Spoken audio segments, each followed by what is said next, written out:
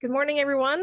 It's good to see some familiar faces. I'm glad to be back with you. I'm just curious, have any of you been with me before in any of the workshops that I've done? If you have, drop a nod in the chat or turn your camera on and wave at me. I'd love to know who's with me. Hi, Randy. Hi. Awesome. Hi, Bo. Good to see you again. Yes, great. Well, so today we're going to be talking about non-traditional careers in both career and technical education and STEM pathways. And just for those of you who don't know me, my name is Meagan Pollock, and I am the founder and chief inclusion engineer of my company called Engineer Inclusion. And we help people and organizations intentionally and systematically engineer equity and inclusion into their organizations, driving those positive outcomes while supporting the employees and the community.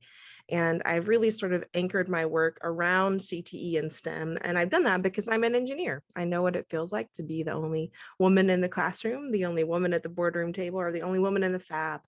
And so I decided that I wanted to transform those industries and help more women and people of color find their ways into those pathways. And so I'm really glad that you joined us today so that we can all learn together. I want to introduce you to my colleague, Ijeoma. She is somewhere on the line. Oh, yeah, she's got her camera showing there. So Ijeoma, wave. She is new to my team. She just graduated high school. Was it last week, Ijeoma? Yeah, it was like last week, Friday. Great. And so she's interning with me this summer. And so I'm really excited to have her on my team. And so if you have any technical issues, you can message her and she'll be able to help you. Now, what brings us together is certainly the conversation around non-traditional careers. And this is certainly a common definition that we all would know if it's what has brought you to the conversation today. And so as a reminder, a non-traditional career is anyone in which a single gender represents less than 25% of the total number of workers. So for me as an engineer, engineering is non-traditional for women because women only represent about 13% of the workforce of engineers. I see somebody here, let's see, Bo, you're from fire science, so that's non-traditional for women as well. Women represent an even smaller portion of fire, as my memory serves me. And then it's non-traditional careers for men include cosmetology, nursing, dental hygiene. And so there are lots of different non-traditional careers. I'm curious to have you all drop in the chat and tell me which non-traditional career is whichever field that you may be focused on, that maybe you teach in, or if you support the whole school, you can add that into the chat. Just want to kind of get a sense of who's with us today. So drop in the chat which non-traditional field you're thinking about today in this conversation.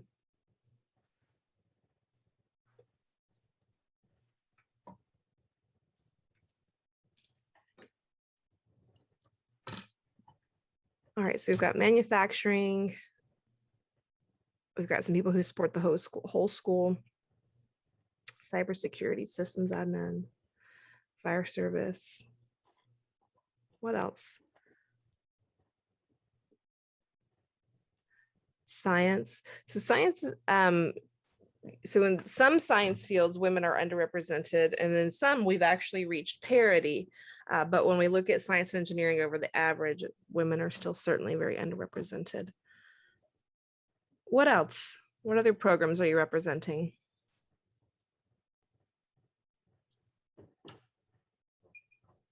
All right, we'll keep adding those in. It'll be helpful for me to kind of know. We get laws, Beverly supports the whole school. So even if you support the whole school, what we're talking about today is still going to help students at Bossier Parish. And so again, what we're looking at is helping us to understand some of those root causes.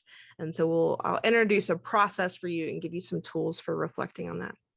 Okay, great. So I want us to think about the non-traditional sort of pathway as a customer experience. So I want you to envision in your mind an experience that you've had with a company, right? So let's think of a good example. think of your mind of a company that you think has just like the best customer service, that you love working with them, that they're just every time is easy, you get a good feeling, and you love going back. What's an example of a company that you love? I don't know all the companies in Bossier Parish, but maybe it's a bigger company. Think of a program. Somebody give me an example.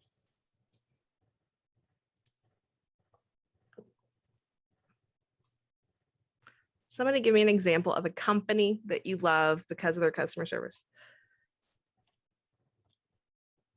Tractor Supply and Greenwood. Okay, Randy, can you turn on your mic and let me talk to you a little bit about Tractor Supply?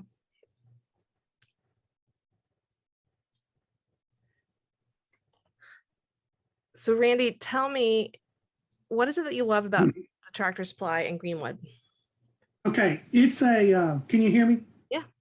Okay, so it's a rather new store. Okay, it probably hasn't been there for 6 months. And so my wife was telling me about it. My wife and my sister-in-law go there all the time because we have horses and goats.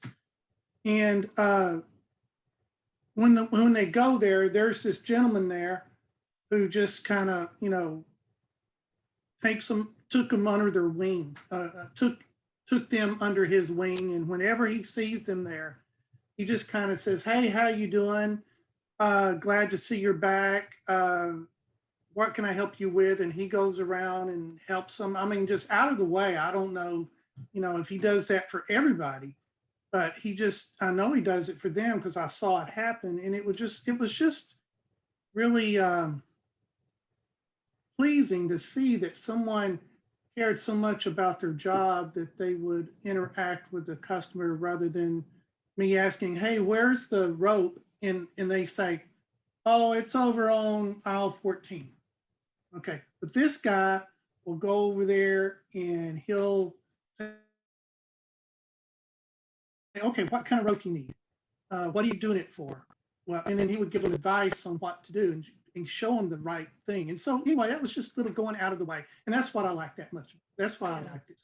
Yeah, so Tractor Supply, I think they're pretty common in smaller towns. So I know that there's a Tractor Supply in the town that I grew up in, and my parents go there a lot. I know my grandpa always preferred Tractor Supply in the towns that he lived in. And they loved it for similar reasons. Like they kind of liked that it was smaller. You didn't have the sort of big box experience. But what you're describing is like the customer service, right? There's somebody there that makes your experience easier. I know when I first moved here, there's a Home Depot that's like not even 2 miles away. And I would go really frequently because I was working on lots of projects, and they got to know me, and they'd like say, "Oh, Meagan, what are you doing today? Show us a picture of the project that you finished last weekend. And what are you working on today?" And it made me a really loyal customer for the same kinds of reasons that you're talking about, because they were engaged in the work that I was doing. So Maudie, I see your response to Amazon. Look, I feel the same way, right? Like I hate to contribute to this mess, but before the pandemic, I like never bought anything in person. Everything's online. And you're right. Like they're just easy to work with. If there are issues, they fix them pretty fast, right? What's the reason that you love them other than just convenience? I mean, so I'm a person who lives with anxiety. So when I go to a store a lot and people start recognizing me and like noticing I'm coming there, I stop going to that store. And so I don't have to do that with online ordering. So yeah, but there's still like that value that you get of the ease of working with them. You know, we could think about, I tend to be obscenely loyal to Amazon just because I like being able to look at everything I've bought, right? I don't have to think about, well, what store did I buy that from? It's just, it's an easy system for me. I see some people added Chick-fil-A, right? So Chick-fil-A is known for what? Other than chicken sandwiches, they're known for efficiency. Customer service. Efficiency, yeah. Yeah, I mean, probably customer service too, but like usually you're in and out so fast that it's not even about the customer service, it's just so efficient. And so somebody added Texas Roadhouse. I'm guessing also there's like some sense of community customer service that you're getting there. Allison, the Home Depot plant department. Yeah, so probably somebody there that you're friends with that helps when you need it. Yeah. Now, think of a company that you don't like, or that you don't patronize because you've had so many bad experiences.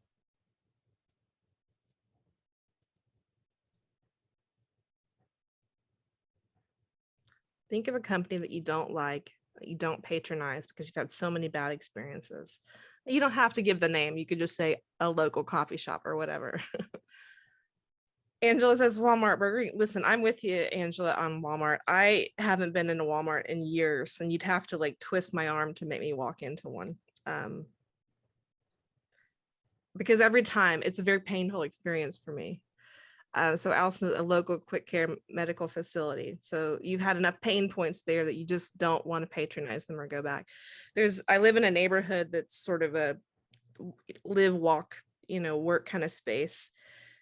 And there are a handful of restaurants, so that you don't have that many choices. But one of the restaurants that I wanted to love, I just can't, because every time I go, it's just the worst service.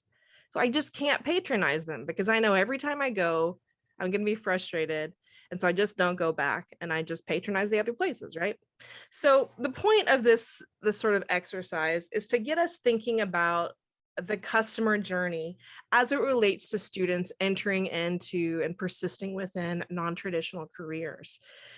And I came across this realization when working with one of my other clients, the South Carolina Technical College system, and they wanted to talk about marketing. And so I can talk a lot about marketing messages as it relates to non-traditional careers, because I do know some of the research on that.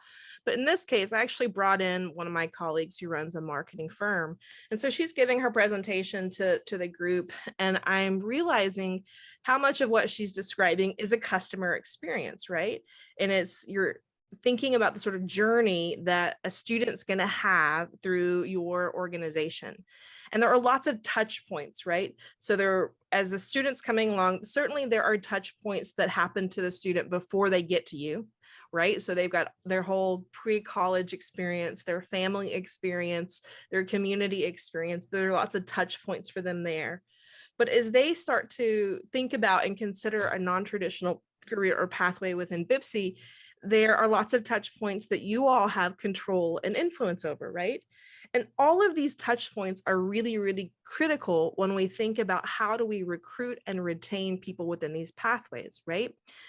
So I like to tell the story of Dallas County Community College. So I registered. I like learning. It's a curse maybe, but right after I finished my doctorate, I decided I needed to keep taking classes. And I wanted to learn some business classes because I was running, a business group for a nonprofit, and I had dreams of running my own business, made it. And so I was trying to register. Now, I'm pretty confident at going to school, right? I had bachelor's, master's, PhD. I went to a community college when I was in high school. So I was familiar with the system. It took me months to apply to Dallas County Community College.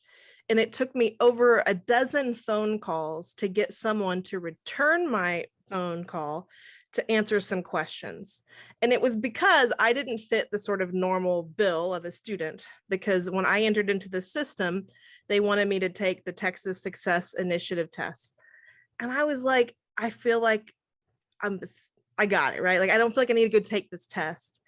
And I didn't want to take it because I was working 70 hours a week, traveling all over the country. And I thought a PhD could cover for this test, right? And it took me months to get someone to just talk to me and to finally get registered, right?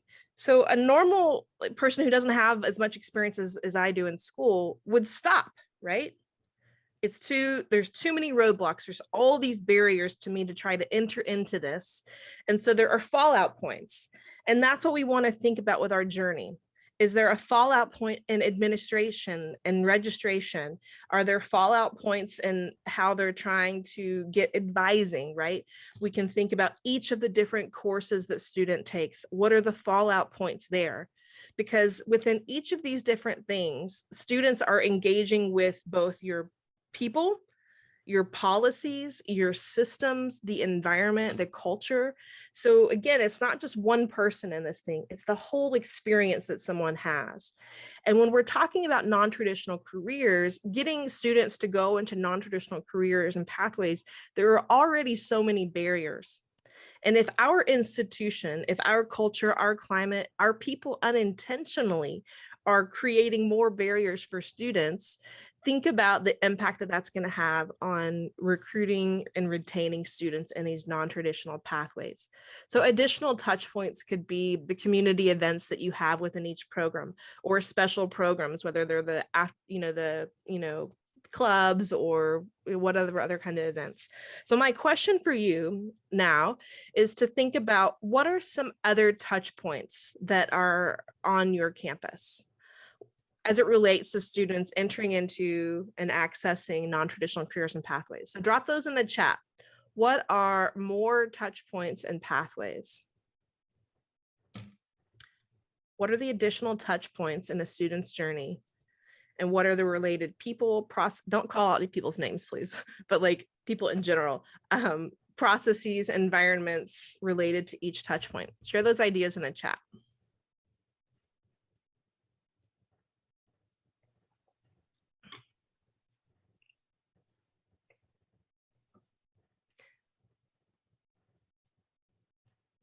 So actually, I'd like to send you into breakout rooms, but I know this group sometimes doesn't like breakout rooms. So how do you feel?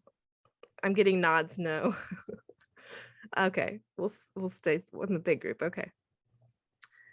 So add your thoughts. So social media, right? Trio programs, I don't know what that is, but I'm assuming all of you do. What are some other touch points? And think about the related people, processes, and environments related to each touch point.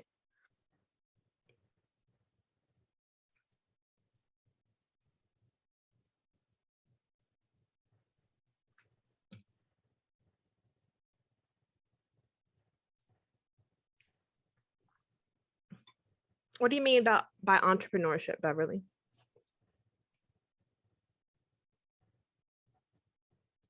Tell me more.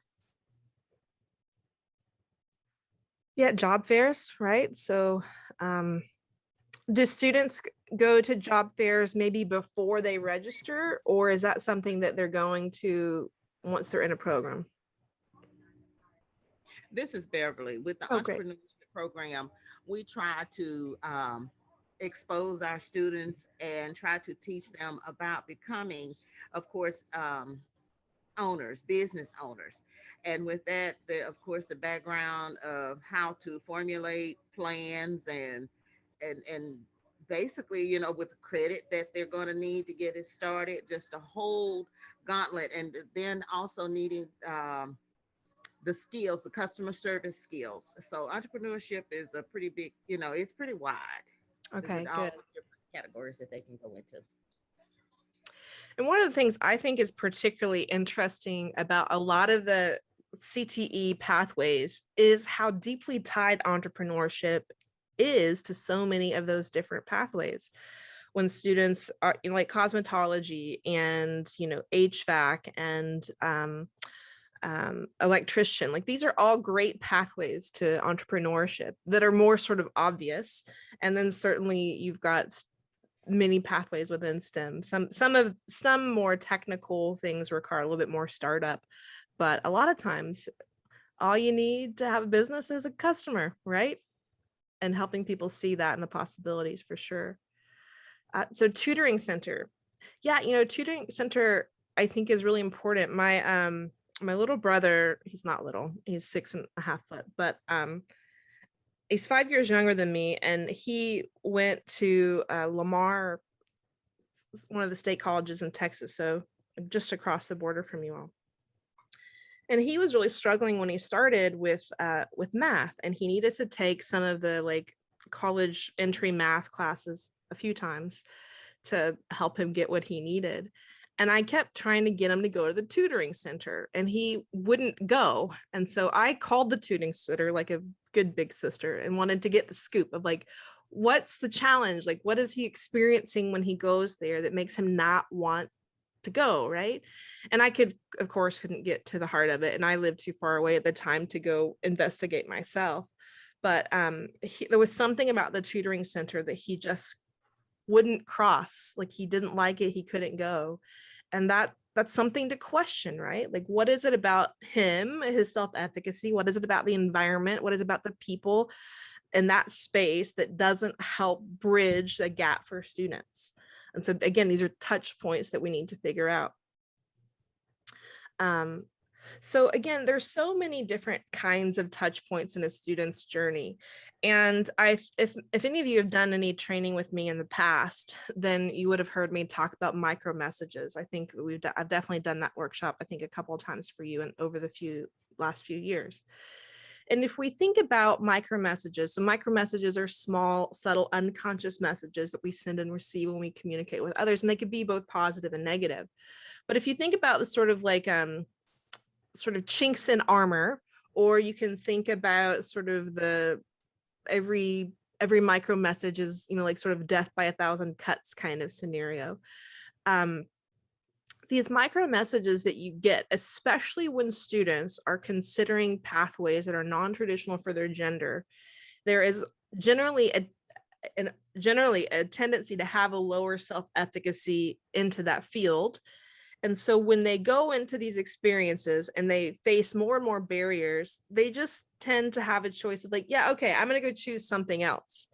And unfortunately, I don't really know the answer to that.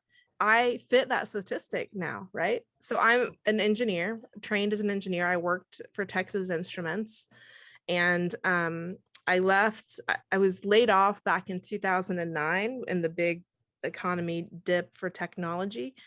And they laid off 42% of my business group. So like it was a big cut, and I was a baby engineer. And so I got swept up in that.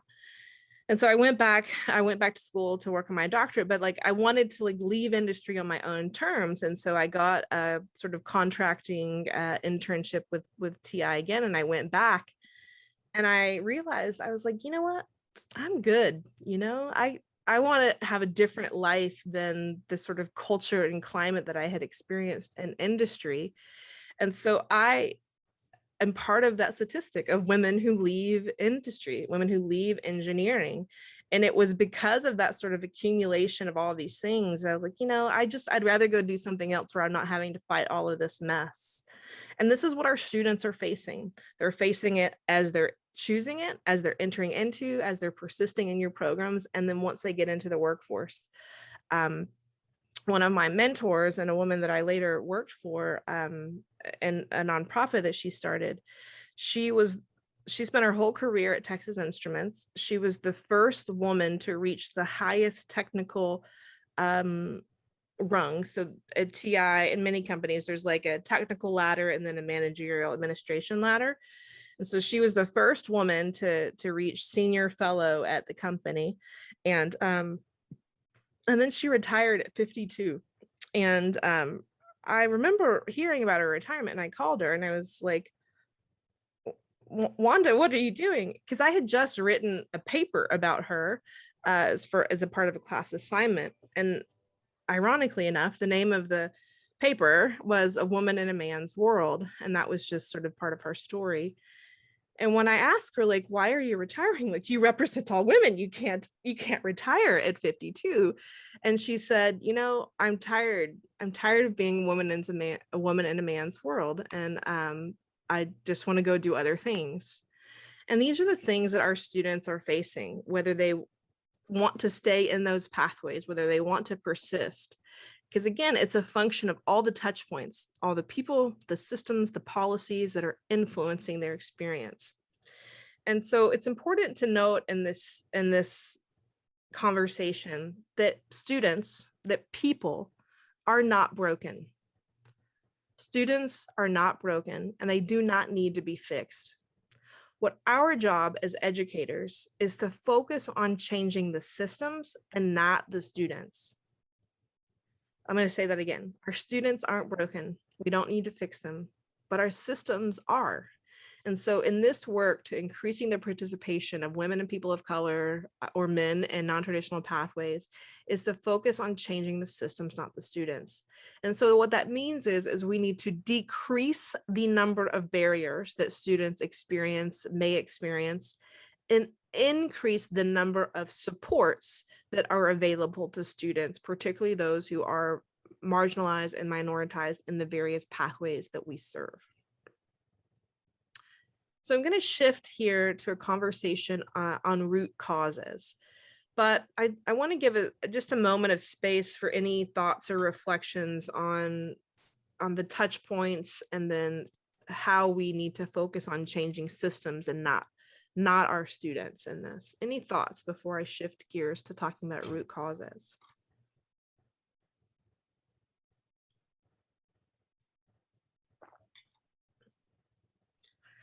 So examples of systems could be certainly our policies around administration, advising. Systems could be like when classes are offered. If you have a population of students who are interested in a program, but it's only offered 9 to 5 and there's not healthcare, like that's a systems issue, because they need not healthcare, childcare, but they need childcare, or they have a day job that they can't go. Like those are systems issues that could be root causes of participation, right? It could be a function, systems are created by people and upheld by people. And so our systems can create a culture that is not reflective of our values. I talk a lot with some of my fellow graduates from Purdue, and the PhD program that I was in was for engineering education, and it was the first one in the world. And so it's a really renowned program, and it's full of really awesome people who care a lot about engineering education, like they're the leading scholars in the field. However, the culture of that organization, and it's a byproduct of the culture of the entire Purdue system, is such that it is not very inclusive. And it is not very supportive of students who are from marginalized and minoritized backgrounds. And I don't believe that it's because the people who work there are bad, because I think that they are the best educators I've ever had. But there's a collective nature to the culture of that department and that institution that reinforces a sort of lack of support and lack of effort to remove some of those barriers for students from those populations. And so that's some of the things that we need to think about is we're all good people, but if we are collectively contributing to a negative system that doesn't support our students, how can we reflect on that and do something differently? So we're going to talk about root causes. I'm going to drop some links in the chat. Oops. Let me grab those links.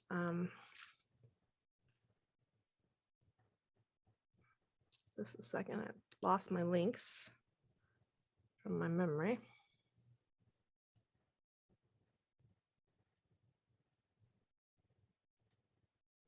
It's not it.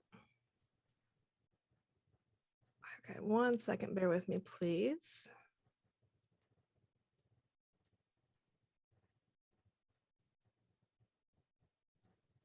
That's not it.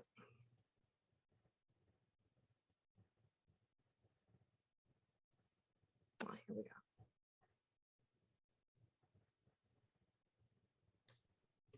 All right, so I put some links there in the chat. You can download some of these resources if you'd like.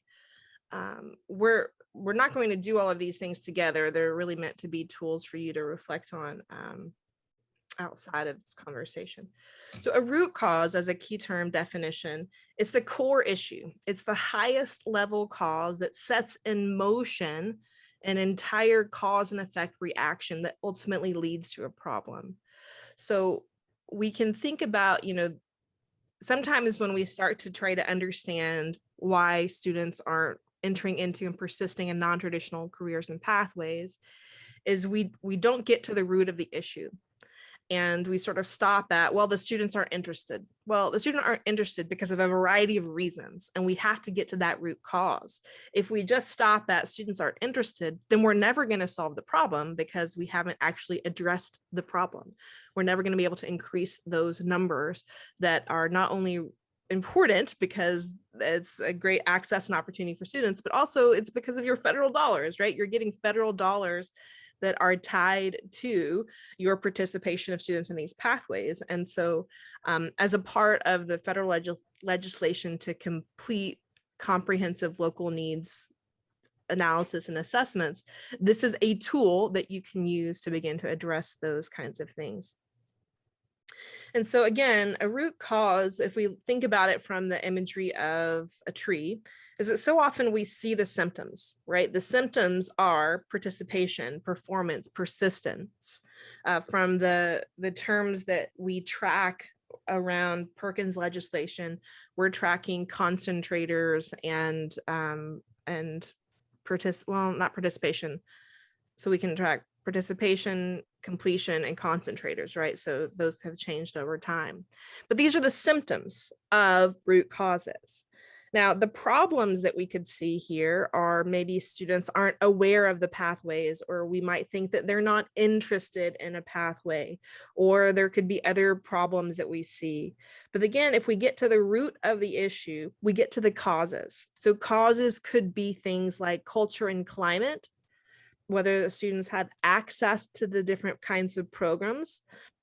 And access could mean things like I talked about with scheduling. Opportunity could be something around, are they finding those sort of pathways to your careers and path from whatever other background that they're in. Policies can be root cause issues. So if there are policies in place that don't take into consideration other root causes, then it can be issues. So an example of a policy being inequitable would be around the SAT. And so they found that the SAT test is biased against women on the math test by about 25 points. And this has been validated on numerous studies. And what that means is that there's a concept called stereotype threat. And so stereotype threat is the risk of confirming a negative stereotype about you in a certain field or pathway. And so what they found is if you ask, what's the first thing they ask when you take the SAT? Your name, your gender, your race. So you complete all that demographic stuff. They found that if you ask that first, women perform about 25 to 30 points lower on the math than if you ask it at the end. And what that means is you're unconsciously triggering in a person's brain, oh yeah, women aren't as good at math, or women don't perform as well on tests in math and this. And that's an unconscious thing. People don't even realize it's happening. And so a policy would be, so Purdue University, for example, after many studies have validated this, and because the SAT is always going to ask those questions first, what they've done is they've changed the policy for the entry point for SAT. So to get into engineering specifically. So for men, I don't know what the actual number is, but let's say it's one number, and then the minimum SAT requirement for women is the 25 to 30 points less than that. It's not because women aren't good enough or smart enough. It's about leveling the playing field. It's about changing the policy to create equity for students because of a documented, well-researched bias in the test.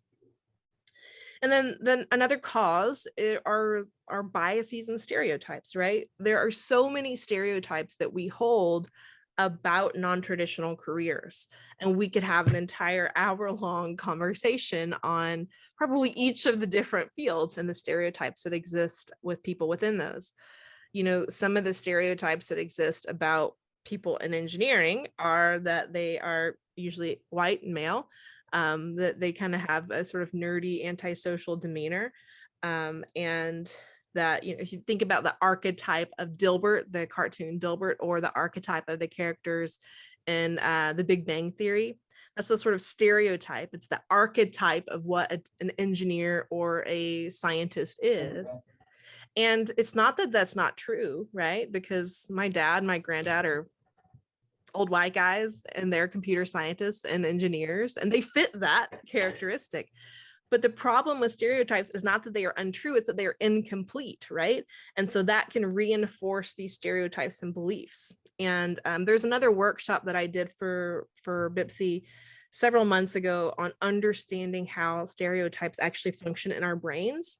And so I can share that resource with you. It's on the new online Center for Teaching and Learning. So plug for the CTL. If you haven't been on, go check that out. It's a recorded workshop and there's some great resources for you. And so if you're still trying to understand like how do bias and stereotypes work, like if you have a brain, you have these things. There are neural networks in your brain that hold these things to be true. And without self-regulation, they're going to manifest in our interactions, and they're going to manifest in all that we do. And that means that we're creating policies that whatever that we do, they're built in. And so again, when we're talking about root causes, we have to get to the root cause. We can't stop at the symptoms and say, yeah, that's the problem. We have to keep getting down further and further to understanding. So I want to encourage you to download handouts 1 and 2. I'll give you a snapshot of what those look like, maybe.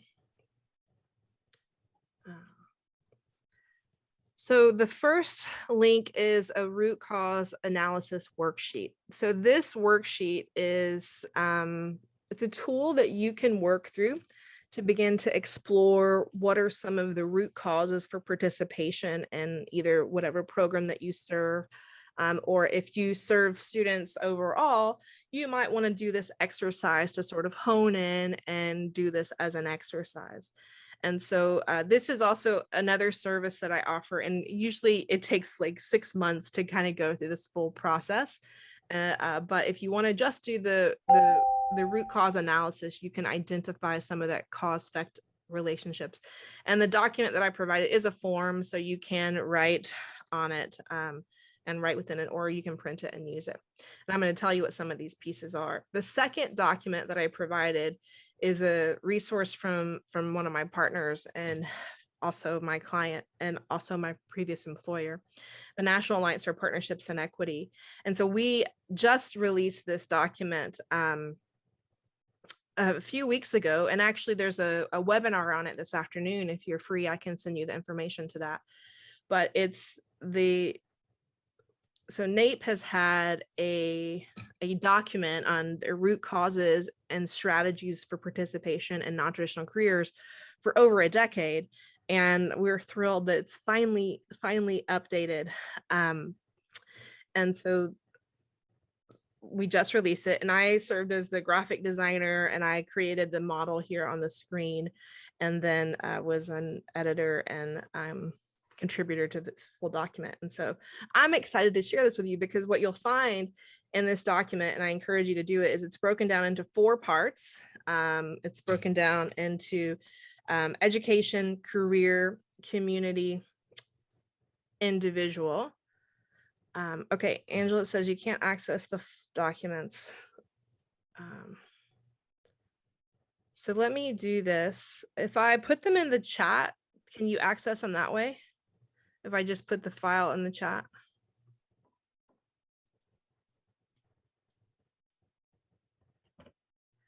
Let me know if that works right there. I just dragged them in the chat for you. And then I will, during the next discussion, I will find the link to the NAEP webinar. Okay, great. You can open from the chat. Good. Okay, so as I was saying, the root causes document, it breaks the strategies, the root causes and strategies into 4 different groups. The first is education, the second is career, the third is community, and at the heart of this model is the individual. And the reason why I designed it like this is because the students are at the center of everything, and they are, in many ways, we are products of our education, our community, and certainly the influences of our career trajectories and pathways. And so what I encourage you to do is to download this resource and to examine it. So I want to kind of give you a snapshot of what to expect when you look at it.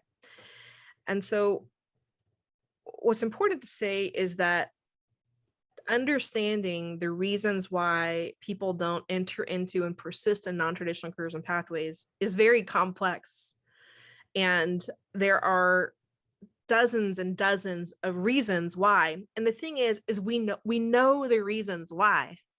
And this research document tells us all of those reasons why. But the challenge is to understand what are the specific things that are happening on your campus, right? Because what's happening on your campus, what's happening in your pathway could be very different than what's happening at another region and another campus and another pathway, right? And so what I often see with people is that we don't ever get to the root cause. We just start creating solutions. And so we keep spinning our wheels and we don't change the numbers because we're doing the same thing over and over again, expecting the same results. So when you look at this document, you'll see that it's again divided into the 4 sections and it's color coded. And on the left column, you'll see the root cause and an explanation of the theory. And then on the right side, you'll get specific strategies related to that root cause and theory. So we can look at the first one, for example. So the first root cause and theory is access to and participation in CTE and STEM. And so it talks about how there is both individual and systemic discrimination and exclusion that can affect students within these different kinds of pathways. And that could mean something like, again, you'll have to pardon all of my references being so tied to engineering, but that's my experience. But like if you come from a school, so I grew up in Orange, Texas, not too far from you all. And I was really fortunate that in my little tiny town, I had a teacher, a woman no less, who taught us computer programming. And so it started when I was in 8th grade. So I learned like Q Basic in 8th grade, at the same time I was learning typing. And then she decided to move with us to the high school. And so she taught us the sort of honors group 4 years of programming in high school. And I didn't realize how particularly rare that was for, the time that I grew up, especially in a rural community, to start college having had 5 years of programming experience, right? Because most rural communities don't have that kind of offering. And that can become a tremendous access issue. And so had I not had 5 years of programming, and had I not been the daughter and granddaughter of 2 men who are computer scientists, then it would have decreased my access and opportunity to see myself as, computer scientist and engineer. And so those are multiple root causes that combine, right? So I had access to these pathways. It increased my self-efficacy, which is another root cause. And I had the role models and influences from my family. And so then you look over at the right, and then you can see specific strategies related to these root causes. Now, I'm not going to go through this whole document because you'll be able to go through it, but you'll see that it talks about instructional strategies. It gives you examples around institutional climate, reflecting on the support networks, both at home and for students. These support networks are specifically around your institution. When we look at career, you can see root causes around the challenges of culture change within the fields, questions around training, recruitment, and placement, and then role models and mentors within those careers and pathways. When we look at the student, it's important to understand their intersecting identities. So people aren't just one thing, they are a combination of those things. And they interact and overlap and affect students in different ways. Self-concept, which self-efficacy is part of this. Self-efficacy has been proven to be one of the most influential factors in students pursuing pathways because it's actually so deeply tied to all of these other root causes. Mindset is another example. And I think I did a self-efficacy course with you all again earlier this year, and that course is on the Center for Teaching and Learning if you want to go back and study that. Stereotype threat, which is one of the things I just talked about as it's triggered with the SAT. There's an example here. When it moves to community, it's understanding parent and family engagement, your employer engagement, and then the student voice. And this is one of the ones with the most strategies here. And so again, download this resource. you can use it as a tool to complete the analysis. So you'll use it as a tool to do the exercise I'm going to tell you how to do here in just a second. So a root cause analysis, it is a structured process that assists you in identifying underlying factors or causes of an adverse event. And it helps you understand the contributing factors or causes of a system failure. Understanding the contributing factors or causes of system failure can help us develop actions that sustain the correction or sustain a solution that leads us to the outcomes that we want. And so as part of the process, or the goal of doing a root cause analysis, and where you kind of want to start and end with this, is with a hypothesis. So it's got 4 parts. The first part of the hypothesis, you start with your population. So you might start with some disaggregated function of identity. In this example, I have Hispanic women. And then you say, so your hypothesis might be based on your disaggregated data of your program or pathway. You could say Hispanic women don't participate. And so depending on what focus you have, you could have participate, complete, or concentrate. It depends on which sort of Perkins number that you're looking at and what data that you have access to. And then you have the program, and then you have the root cause. And so when I lead groups through a root cause analysis, we have already analyzed data first. And so they decide which population and which focus that they want to anchor into. And then we do a root cause analysis through a fishbone exercise that I'm going to show you next. And then they come up with root causes. And then the next step is going to be to go test that. And so here's what the process looks like. So the first is you identify root causes. You start with the effects, which are those symptoms and problems. If you go back to the tree model, it's those things that we see. And then you get to the root cause. The next step is then you begin to prioritize those root causes, questioning which do you think are the most prevalent causes for your population, whether that's women in fire sciences or men in nursing or whatever. And then from there, you create your hypothesis and you make a plan to test it. And so if you use this tool, it walks you through that process of doing an exercise of finding those root causes and then getting to that hypothesis. Now, what's so important is that when we're trying to understand why men or women aren't participating or completing in our programs, we must do a root cause analysis first, because what happens so often is we just start throwing money at it. Like, oh, let's create a mentoring program. Oh, let's create this program. Oh, let's do this. Let's do this. Let's do this. And then the numbers don't change, right? I've seen it. I've worked with schools and organizations, both in pre-college and higher ed, all over the country, and this happens all the time. And it's because we never get to the root cause. We start creating solutions that are maybe fun and interesting, and we think that are helpful, but they don't address the issues. I'll give you an example of a school that we worked with that, by doing their root cause analysis, they were able to easily solve the problem. And so the challenge that they came up with, so let's go back to the hypothesis.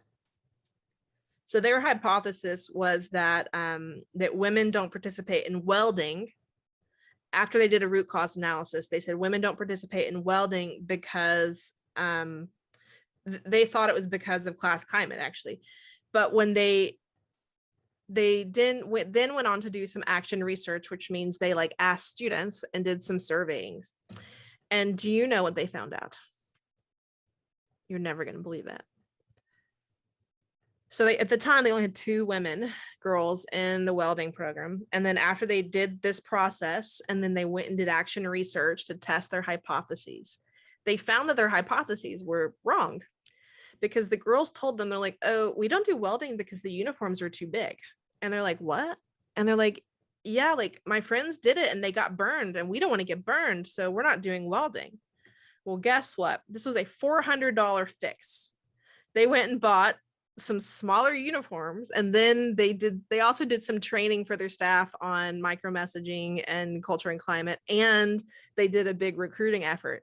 But they were able to easily solve that issue by asking the students, and they went from 2 to over 30 women in their welding program by asking their students and getting to that root cause. And it's, in this case, this is a really extraordinary case. We never see numbers like this. But in this case, it was, let's ask the girls, ask the young women why they're not participating. And they got to the issue of like, yeah, we don't want to get burned because all the uniforms are too big for us. So they bought smaller uniforms and the girls were protected, and then they recruited, and then were able to get girls into that program. And so again, they wouldn't have known that had they tried to do a root cause analysis and then to go validate that, and to ask the students what's really happening. And so if they, as they had done before, they were trying to increase the numbers and they just jumped to solutions. Oh, we're just going to do more recruiting. And they could have recruited till they were blue in the face. But if they didn't solve the problem of the uniform and then let students know that the uniform problem was fixed, they wouldn't have seen those numbers.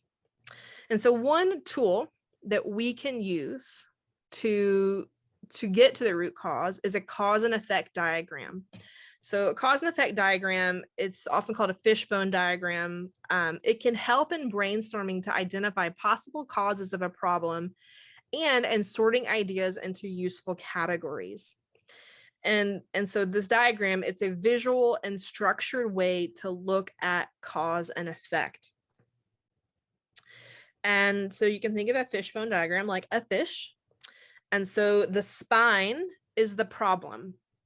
So the problem is that, in my example, that they believe that Hispanic women don't participate in engineering because of culture and climate. That's the problem. And so then you start to map out the effects. And so you could put some of the effects that you see at the top of the diagram, and then you keep asking why. So I was watching on, I don't know which streaming network it was, but it was a video of Pink, the musician. And in one of the scenes, she was having a conversation with her child. And the child asked why no less than like 6 times. And every time she gave him another response instead of like, stop asking why. But he just kept saying, why? And she would give another response. And that's the best tool for getting to root causes, is the 5 why method. And so you keep asking. If you've got this effect and you ask, well, why is this effect a thing? And you keep asking. And eventually you can get to that root cause. Now, I'm going to show you a video here in a second that kind of is an example of how to do this. But what's so important to recognize when doing a fishbone diagram is that an effect can't be a root cause. So if the effect is that you think that students aren't interested, that's not a root cause, that's an effect. Well, why aren't students interested? Well, they're not interested because they aren't aware of the program. Why aren't they aware of the program? They're not aware of the program because we don't have any marketing. Well, why don't we have any marketing? We don't have any marketing because we've not spent the time to do that, or because our marketing is so targeted to the wrong gender, right? So you just keep asking why and why and why, and you can get to those root causes. Now, this is just a really short video that you're going to watch someone do a fish diagram this is a clinical example, but it's based on hand washing. So we've learned a lot about hand washing over the last year. So tune into this. Let me know if you can't hear it once it starts playing.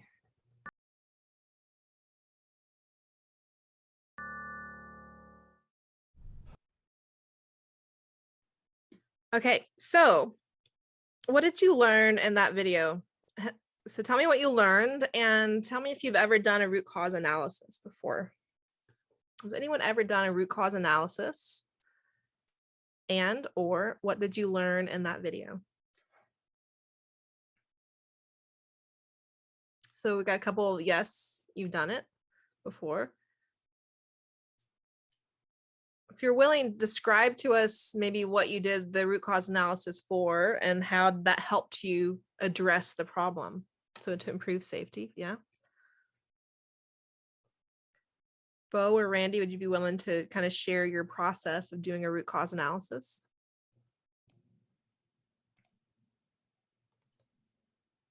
Good afternoon. I can, would you like me to see what we did, how we improved our safety record? Yeah, so I talk about the process of doing a root cause and how it helped. Yeah, great, thanks. Yeah, actually what we did is we had in the fire service, back injuries are a huge problem, especially when we're doing liftings.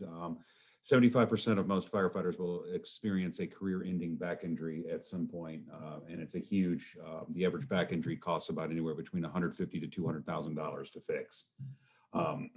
Between all that stuff. So what we actually did was kind of a taproot type analysis where we literally broke down to what were the, we started, okay, what is our processes? What is our process safety management? So we kind of did an entire process. I think it was like an 8-step process of that we took, and then we kind of really did a whole study on it. And we actually, it worked, because all of a sudden now we started cruising, hey, let's call for backup. We can't lift because we don't have enough people. So we actually were able to see the positive change because of the risk analysis or root cause, taproot type thing.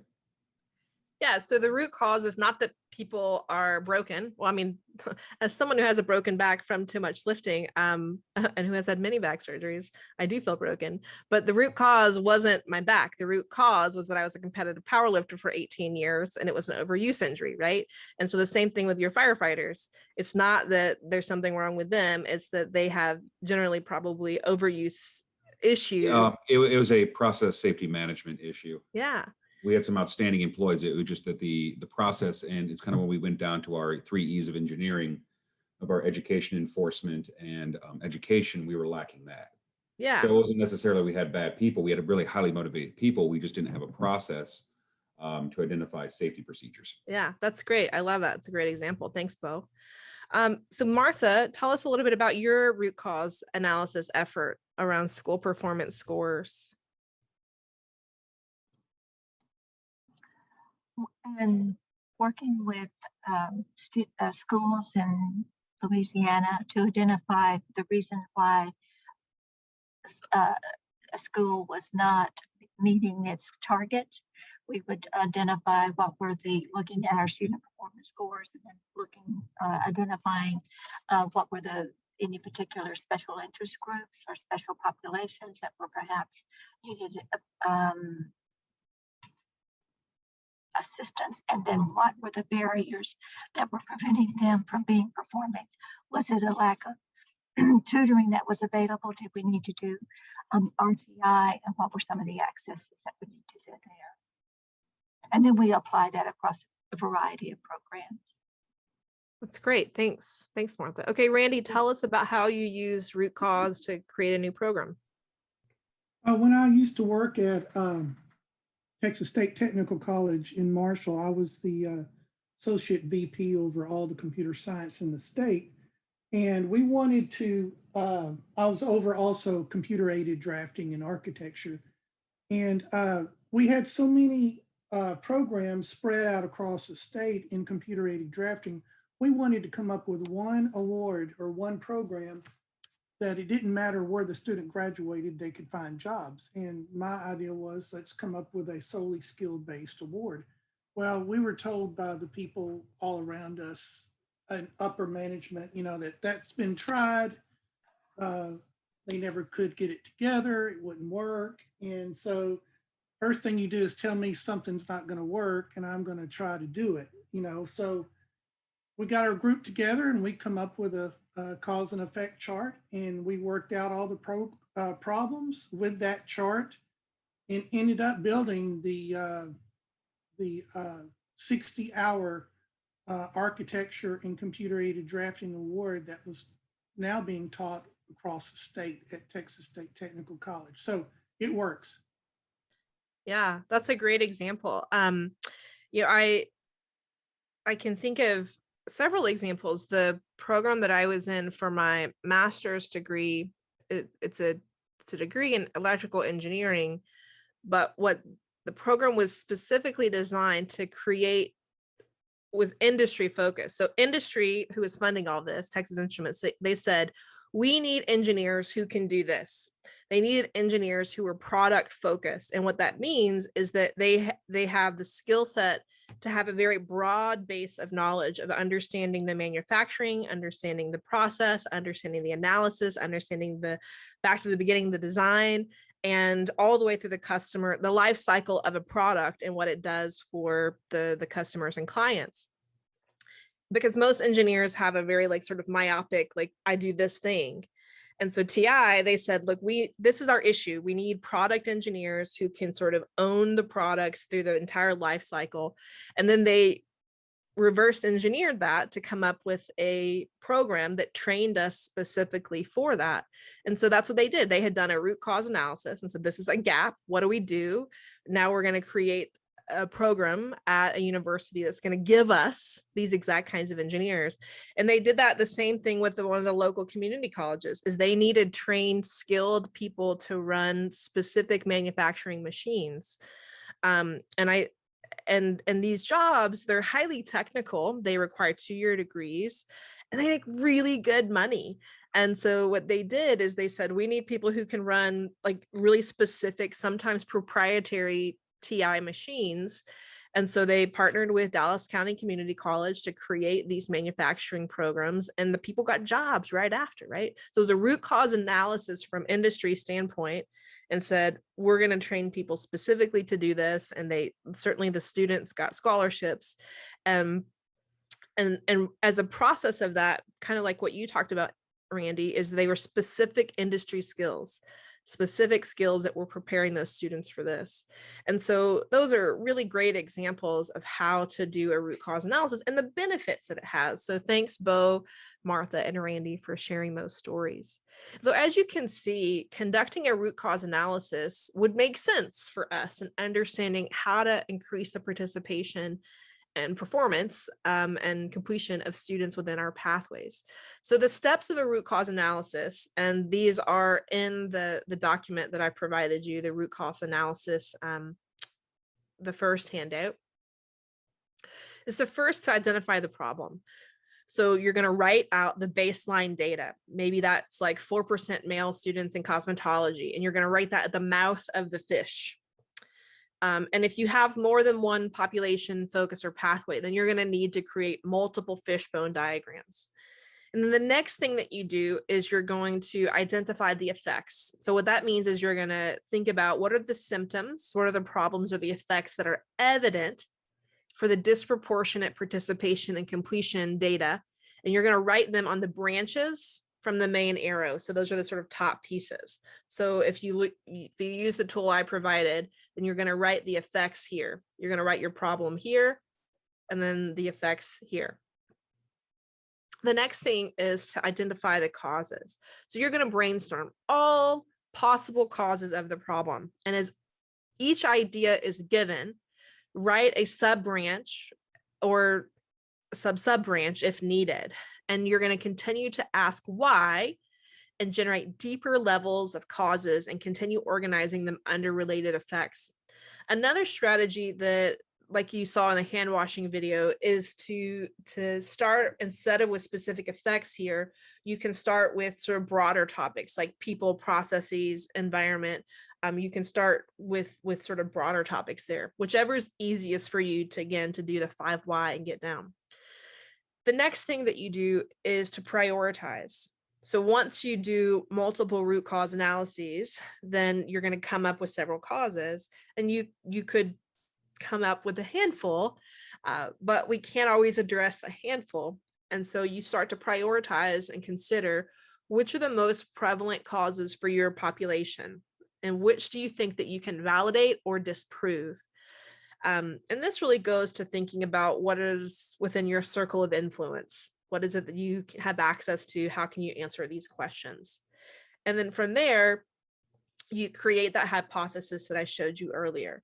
And the formula is, we don't think the population doesn't participate or complete in a program because of root cause. And you might have multiple hypotheses, and then you go and test those. I was going to have you work together in small groups to consider, but I'm going to step forward here, and then we're going to come back to the sort of application. So in order for us to validate our our root causes. We do a root cause analysis, and then we create these hypotheses that kind of look like this. Again, this table allows you to identify 3 here. The next steps are to start planning an action research project or effort to validate or disprove that hypothesis. And so let me ask you before I tell you, what is action research? What do you think it is? What is action research?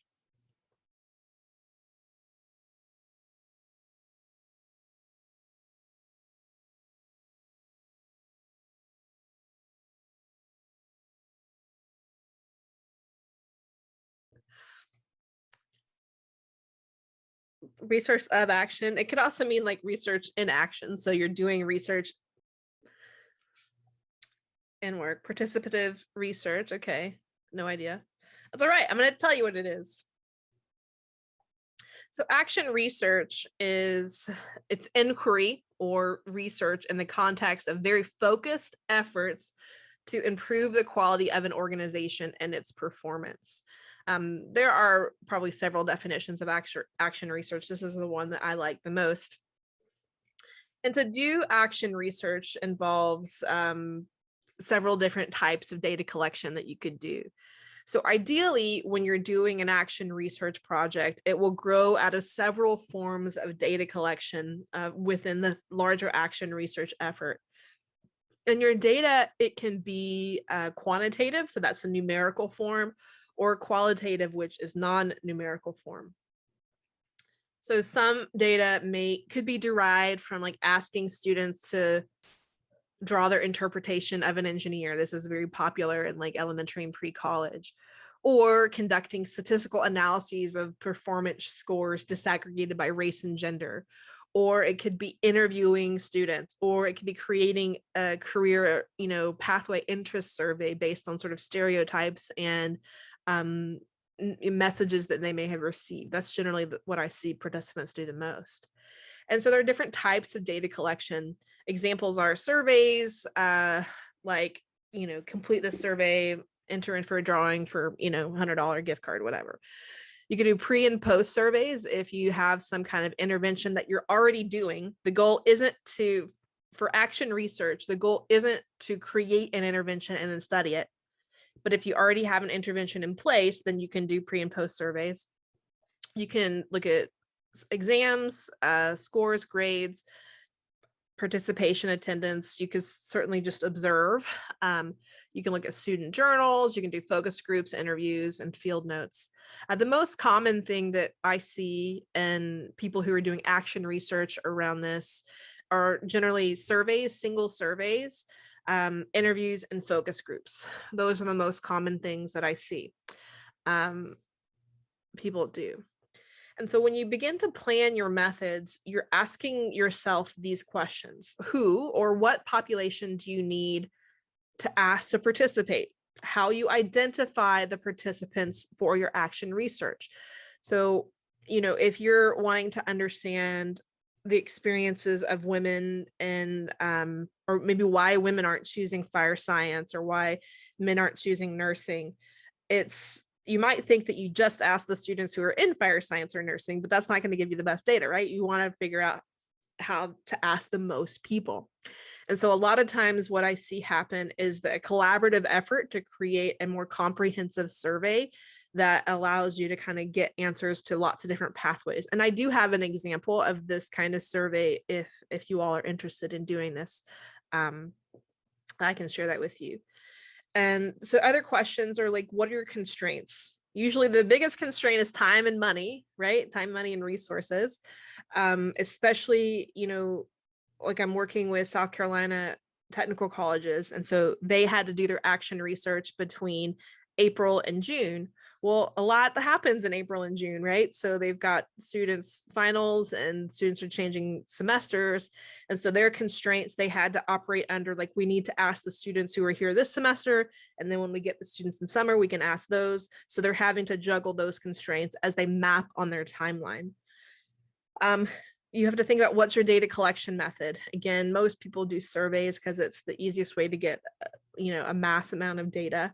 I do recommend that when you do surveys that you have a question at the end that says, would you be interested and available for a follow-up survey, a follow-up interview, if you need to ask more questions and you've got people who are interested in doing that. And then thinking about how will you develop your instrument. Instrument development, survey development is a skill in and of itself. And it's always better to start with survey instruments that have already been validated, because we could ask questions, but it actually may not be giving us the answers that we want. And so again, I have a lot of resources that I can share with you on developing survey instruments that are based on validated, research-based instruments that people have already created. And so thinking about that and thinking about your questions. Other constraints could be things like, survey fatigue. You don't want to send a survey that takes 30 minutes because you're going to have a lot of fallout from students. So again, you got lots of things to think about.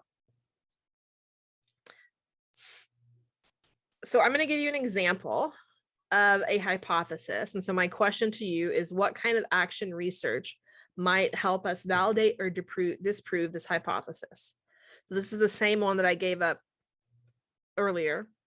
So if you were to conduct some action research to validate or disprove the hypothesis of Hispanic women don't participate in engineering because of class climate, what would you do? What kind of action research would you employ to validate or disprove this hypothesis?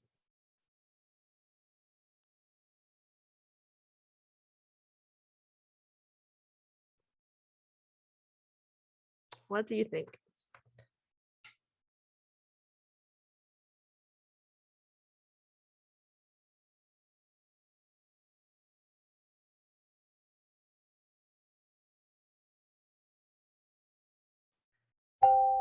So again, let's go back to the different examples of data collection.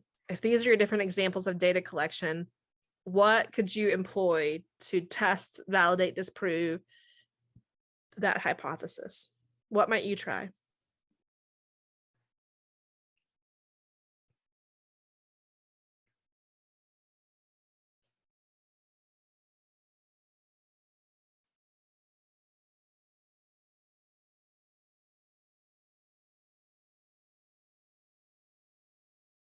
So Randy says, ask Hispanic women why they don't participate through interview.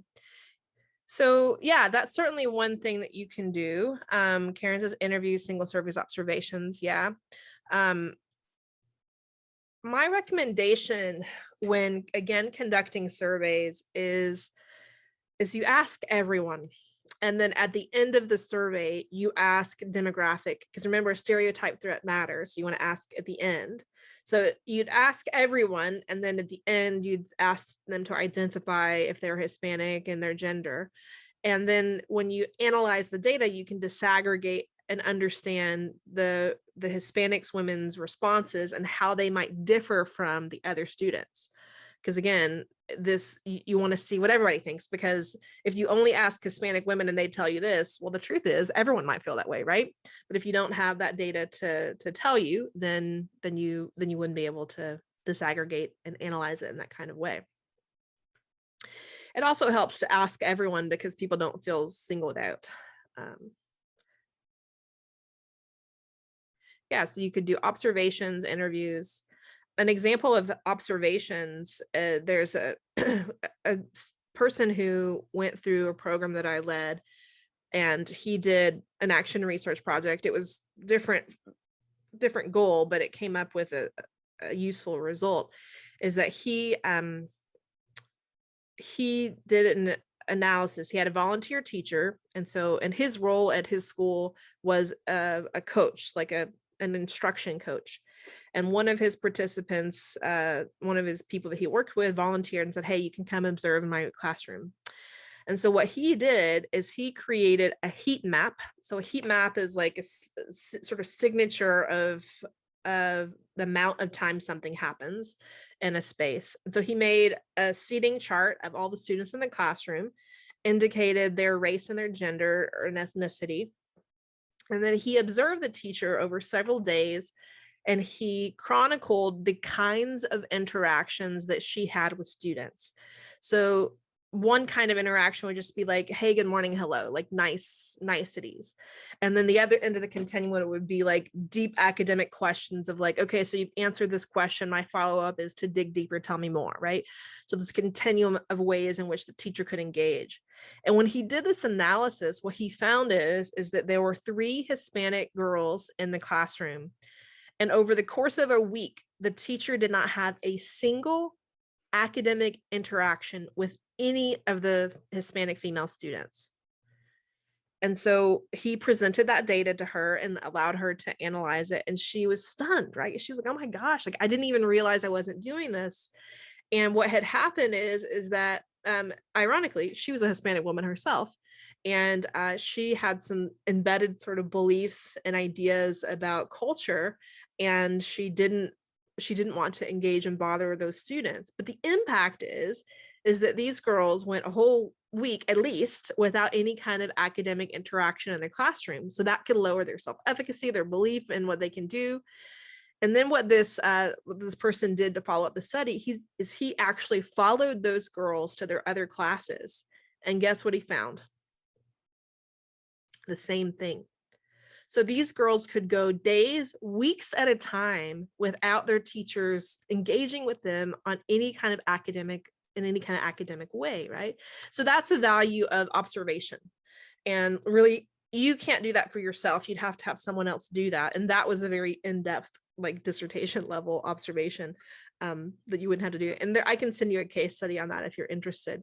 But again, if we don't see it, if we don't shine a light on some things that we weren't looking at, we're not going to be able to understand the ways that we can lead some change. All right, so as we wrap up today, I do want to make sure that you have downloaded the handouts that I provided. The takeaways that I want to offer you are, one, is to think about and map the student journey in your program. Like, what are the things that you have control over? And what are the things that you have influence over? And map that out. Think about the people, the methods, the policies that influence each of those touch points. What are the barriers that students are facing? The second thing I want to challenge you to do is to read the document of the root causes and strategies, and then conduct a root cause analysis of what's happening in your program, and then try to test and validate those hypotheses.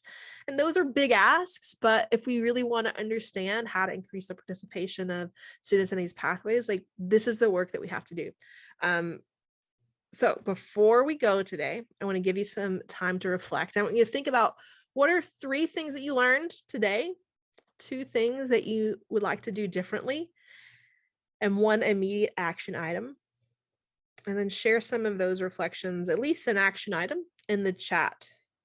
So I'll give you a few minutes to reflect.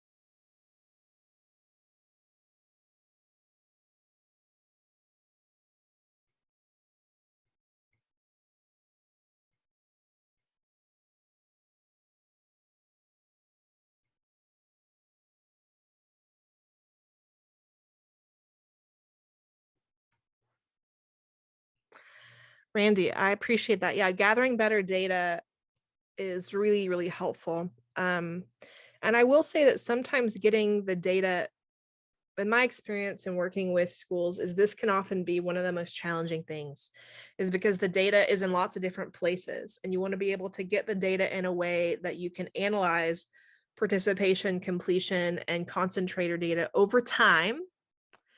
And you want to be able to disaggregate it by at least race and gender, and ideally special populations.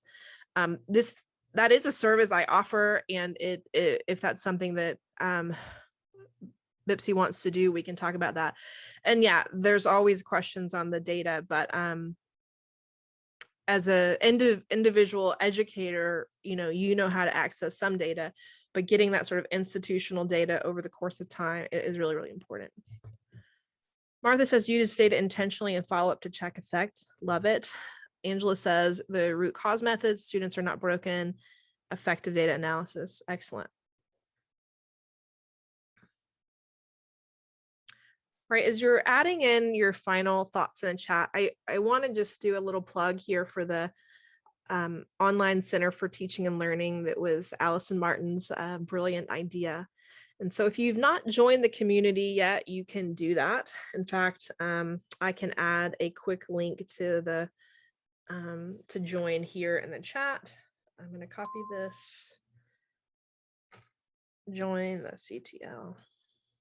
So there's a link to join the group there. What you'll find on the CTL are a variety of resources. I want to specifically point out the workshops that I referenced today. And so when you do join the network, here's a guided tour with videos to kind of walk you through how it all works. Unraveling Bias in the Brain. This is the one that sort of talks about the neuroscience behind how there are neural networks in our brain that hold bias, discrimination, and stereotypes and prejudice that we all have. Here are some additional webinars on diversity, equity, and inclusion. The professional skills, this is where you're going to find the one on self-efficacy and feedback. So you can see the webinar there. Whoops. And we're adding more and more resources every week. You'll be able to find more and more resources. If you come to the network, you can come to the topics area and you'll see the different things that you can explore. The Vision Lab is where we have most of our sort of just general conversations and reflections. And then we're continuing to add more blogs and articles as we go along. And so you can see some of the things that are already there. We are inviting, trying to build some momentum to encourage people who are interested in being community leaders, moderators. And so we've got an event planned for July for people who want to learn more about that. And I encourage you to do so. And so join the community and then take the little guided tour here to learn more about things. We'll also add different events like today's workshop is posted there so that you can learn more.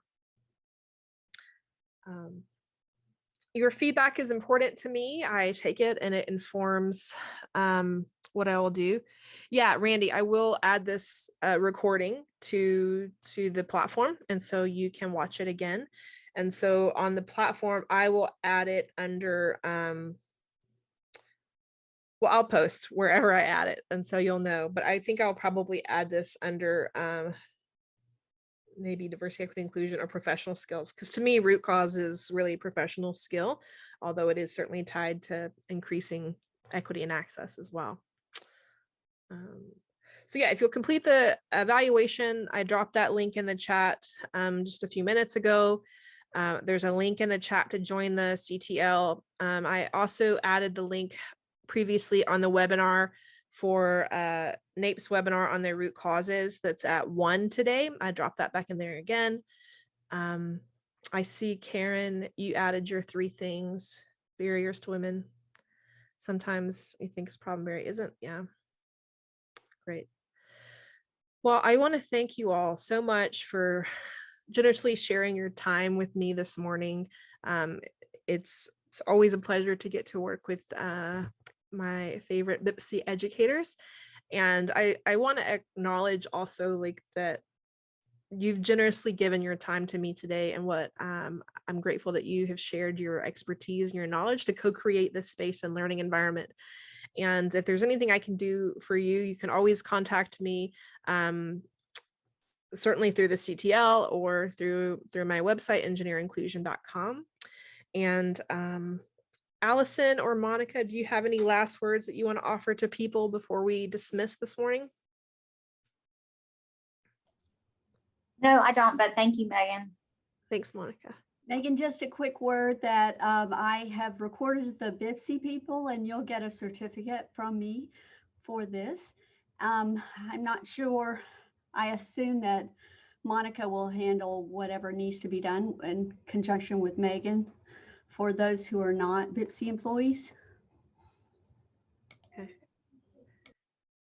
Excellent. Thanks, Allison. Thanks, Monica. All right, with that, we've reached our time. And again, so grateful for you. And I hope that you'll join us on the Center for Teaching and Learning so that we can continue to learn and grow together and really focus on increasing the participation of students within these non-traditional careers and pathways. Enjoy your afternoon. Bye. Thank you. Thanks, Bo. Thanks, Carrie. Thanks, Daryl. Thanks, Judith, Karen. Thanks, Martha, Randy, Sabrina. Thanks, Nancy. Thanks, Karen. I don't know your name. We'll call you Karen. Thank you.